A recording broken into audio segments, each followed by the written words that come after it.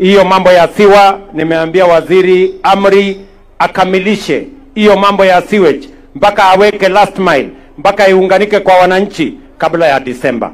Kwa sababu mimi nimewapatia shilingi bilioni 1 kujenga soko kubwa pale Kakoromoni. Nyenye mnanielewa? Na tunajenga soko ingine 16 hapa Meru. Tumewawekea pesa karibu shilingi bilioni 2 ya kujenga soko hapa Meru, kwa sababu hatutaki mazao yenu ya shambani iharibike ama mkose mahali ya kuuza kwa sababu hamuna soko. That is why katika kila constituency tunajenga soko, na hata mahali ingine tunajenga soko 2, kwa sababu ilikuwa ni ahadi yangu tuhakikishe ya kwamba wakulima wanapata mahali ya kuuza mazao yao, na wafanyabiashara pia na wawe mahali pazuri, mahali kuna choo, kuna stima, kuna maji ya kuuza mazao yetu. Tumekubaliana jameni?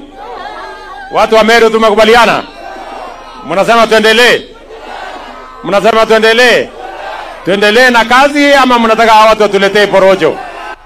Tuendelee na kazi? Si miaka bado? Si tumalize kazi mwaka huu? Tufanye kazi mwaka ujao? Si 2027 tuonane macho kwa macho?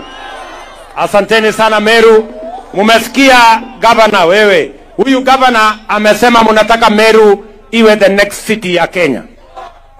Ni hivyo ama sivyo? Mnataka Meru iwe city the next one kwa Kenya.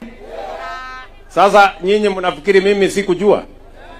Ndio nimejipanga na Meru mbele, kwa sababu mimi najua hapa ndio itakuwa city next. Kwa hivyo asanteni sana, mimi nawapenda sana, nawatakia baraka ya Mungu. Murungu abudharime. Mungu awabariki jameni. Thank you very much.